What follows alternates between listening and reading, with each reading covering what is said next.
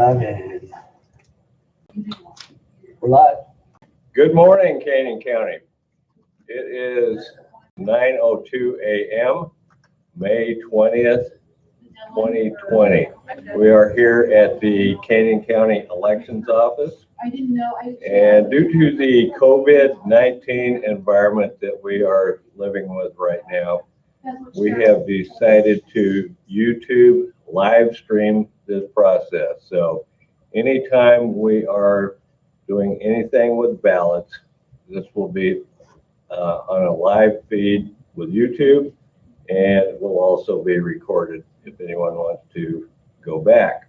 So we will go through the process a little bit later today, but right now we are doing our logic and accuracy test, and I will have Kylie Marks go through that right now.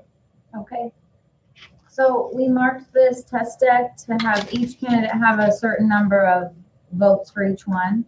And then we're gonna go and make sure that when we put it through the machines, that it's showing the exact numbers that we have on our spreadsheet, and then the same numbers from the test LNA that we did yesterday.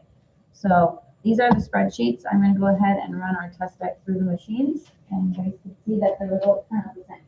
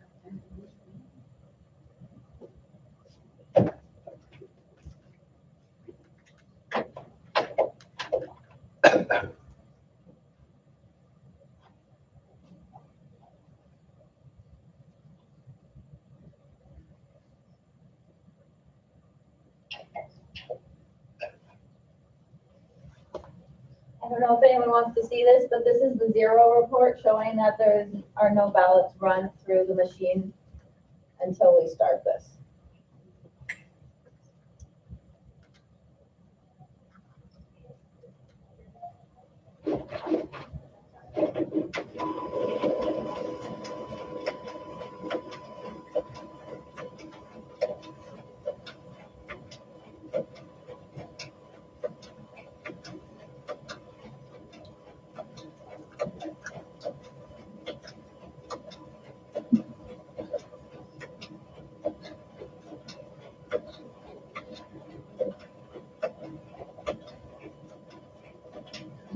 So again, for those of you watching, the test deck has been prepared with every possible vote. So there's a predetermined vote. This process is to ensure that the scanner and tabulator is counting all of those votes. So that number should match up with the predetermined marking of those ballots. This is live, and so if it doesn't match up, we have a problem, and we'll start over. We've actually never encountered that. It's been right on every time, and we expect to see that same thing today.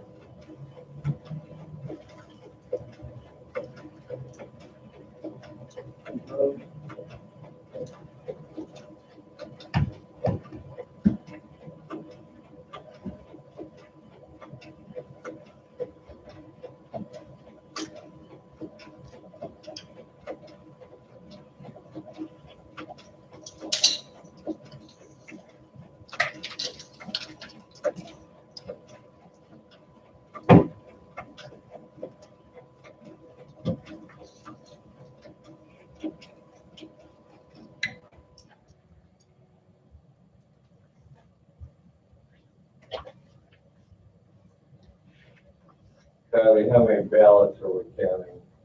I have to, it's on that report. It's that report. Good morning.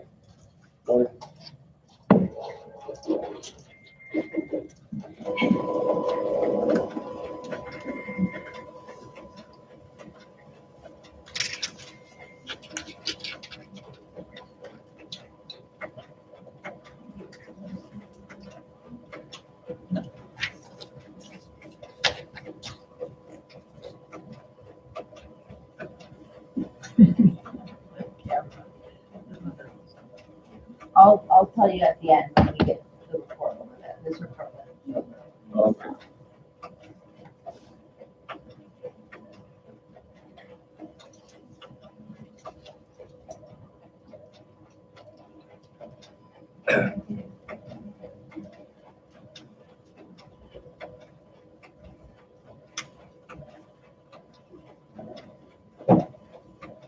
So I will try to continue to update all of you that may be watching this as to what's going on. And what we're doing right now is the logic and accuracy test. So we are going through a test deck of ballots that have been marked in every possible way.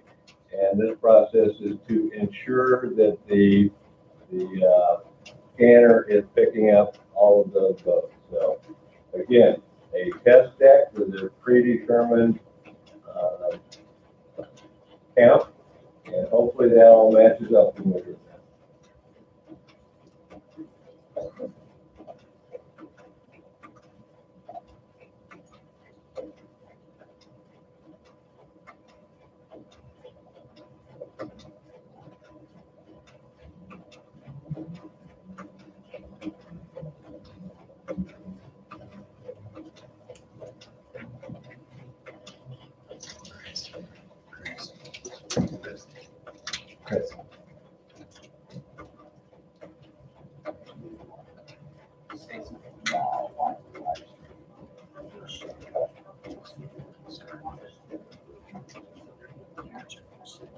We'll do that one.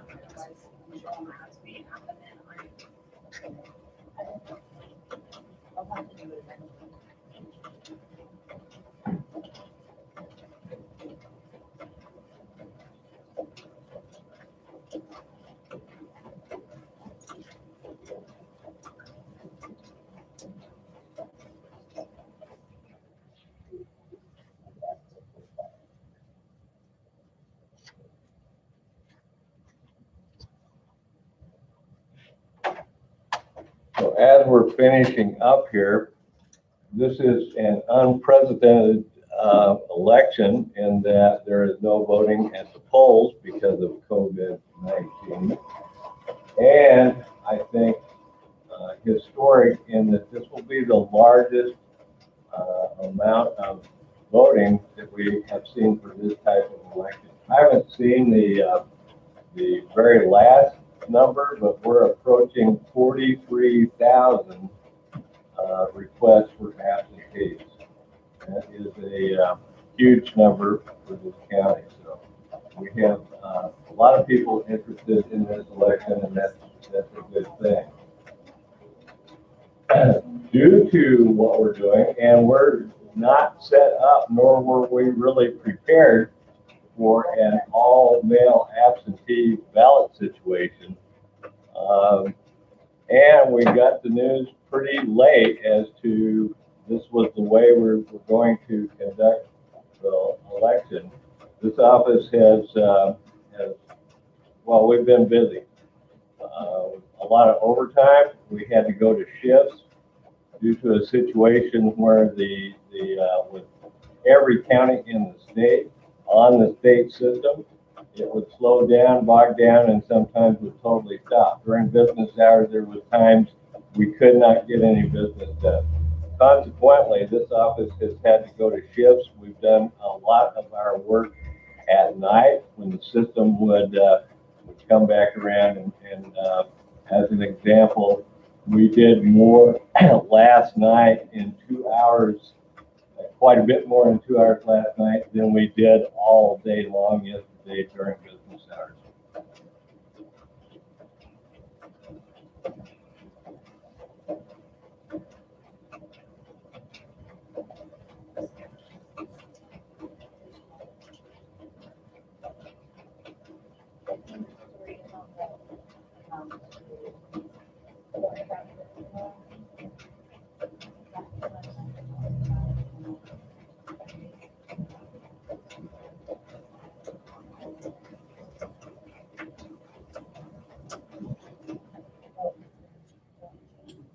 Right.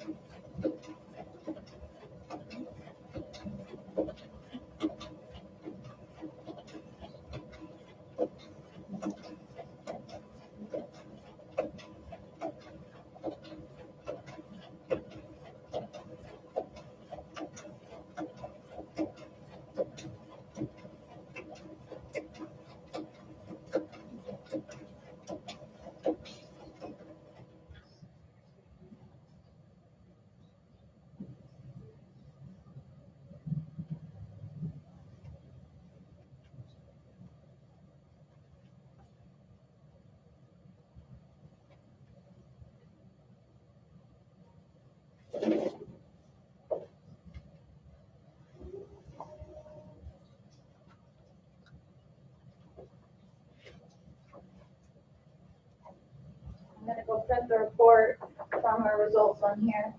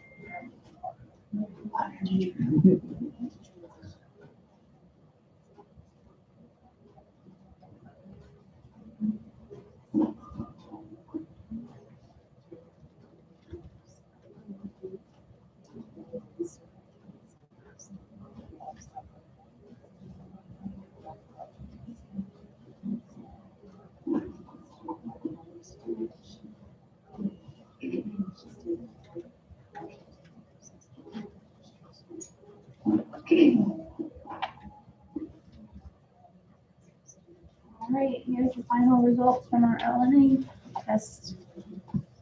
Okay, let's go through it. All right, so this was our previous one. This is just showing that what we ran earlier this week matches what we ran today. And that also matches the amount of votes we chose for each race or each candidate. So each one has a separate number of votes. They're not all identical just because of the rotation and how often the candidates rotate in between legislative districts, how often we mark them. But they should all have a vote. There shouldn't be anyone with zeros, and it's showing that what we chose to mark on the ballots is what showed up on the results when we ran it through the machine.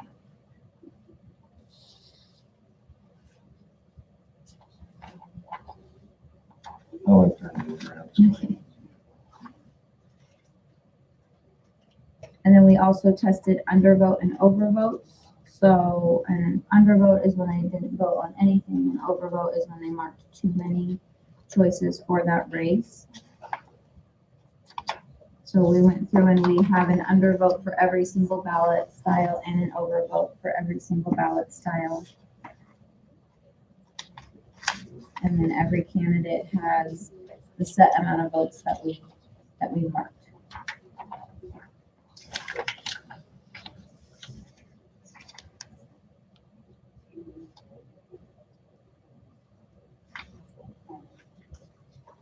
And then some of them are a little bit, so you can see like some of these have like 19 votes, some have 38, and then the precinct committee may have one just because they're only on one ballot style. So again, it just depends on how many ballots they end up on, the rotation of the legislative districts. So they're all a little bit different, but they all have a mark on them.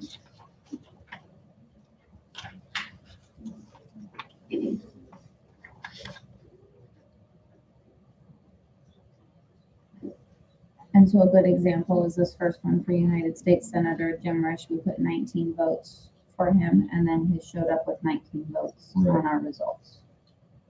Yeah, that page looks like it's all right on. And then this matches exactly what we ran a couple days ago when we did the test on it. Yeah, let's shut that off to the side. So would you match all of these up? We might not match up perfectly. 'cause of Right. the-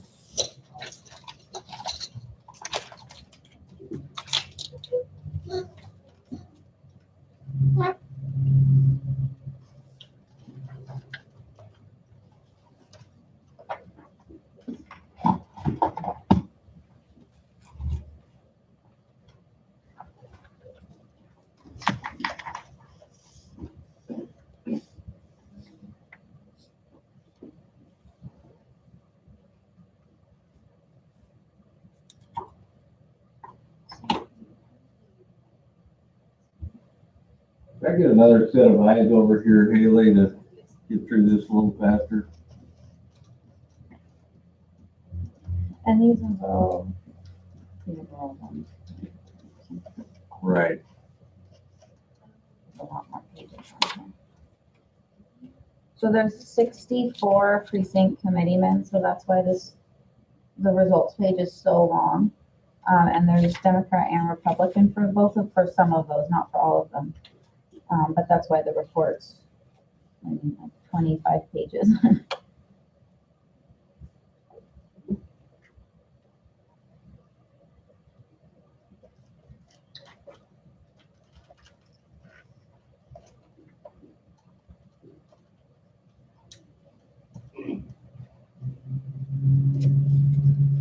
looking for these last ones. Yeah. So these are the last ones. That I have here. So 9 and 7. Yep. 1 and 4. Right. 2 and 1. And then 93 and 93, and then everything else is fine. Okay, that looks good.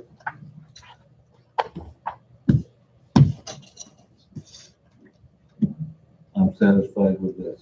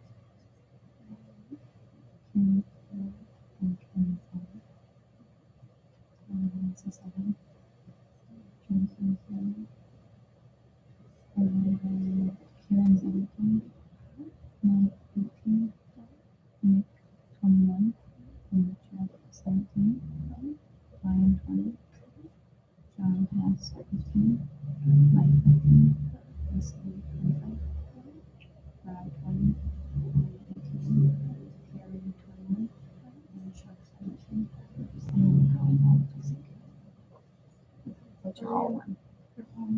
Yeah, that one's pretty simple, so we're good there. And then the one over these ones, and then everything.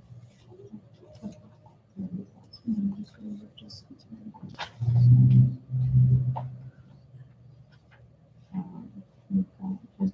93, 93, and 93. And then 2-1, 1-4, 9-7, and then 1-6.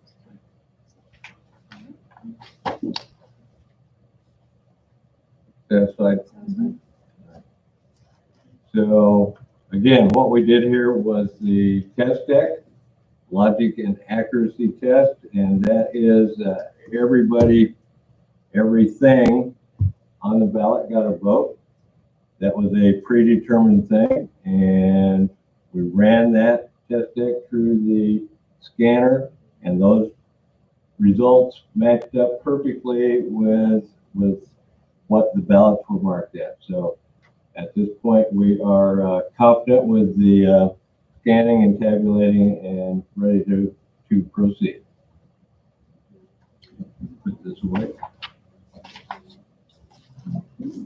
So at this point, Haley Hicks is our election supervisor here at the office, and I'm going to turn this over to her. We have, she's done a great job of setting up the process here, and I think she's going to start placing her people and explain what we're going to do and how we're going to do it. Okay, so we have our vault here. This is where we lock the ballots every night. We are going to pull one bag at a time, each bag based off the day that we receive those into our state system. Once we pull the bag in and we open, there is a report on top that tells us what the number should be in that bag. They're going to start with opening the envelopes. It's literally just going to cut open the envelopes. It's going to drop into a bucket here. Once this bucket has the ballots inside, it will be taken to this table. This table, they are going to take the ballot inside the secrecy sleeve out of the envelope with the signature affidavit. The signature affidavit will be placed in this basket. The ballot with the secrecy sleeve will be placed in this basket, so that way they are completely separated. From here, we will have someone who transfers the ballot in the secrecy sleeve from this basket over to this table. At this table, we will be removing the secrecy sleeve, flattening out the ballot, and putting it back in the ballot bag. Once the ballot bag is completed and all the ballots are back inside, it will be taken to this table where Kylie and the scanners will begin scanning the ballots in for tabulation. Once that's completed, we will be putting the report on top, as well as a paper that shows that they've been scanned, they're completed, and they'll be put in a separate side of the room to ensure that they are counted and they are completely separated from ballots that have not been counted yet. If you would explain how these ballots are handled as far as locked in a. So the ballots are all locked in ballot bags. We log the seal number. We have two-person verification in all steps when it comes to the ballot. The room that they're locked in, there is only one key that opens it, and the access is just the key here in the office. We don't have anyone else on campus of Canyon County that contains or has this key that can open this room. We log everything, and as soon as ballots are pulled out, ran through, we have a seal lock, and we'll be logging that again to ensure that nothing has been tampered with, opened once we're completed and finished scanning.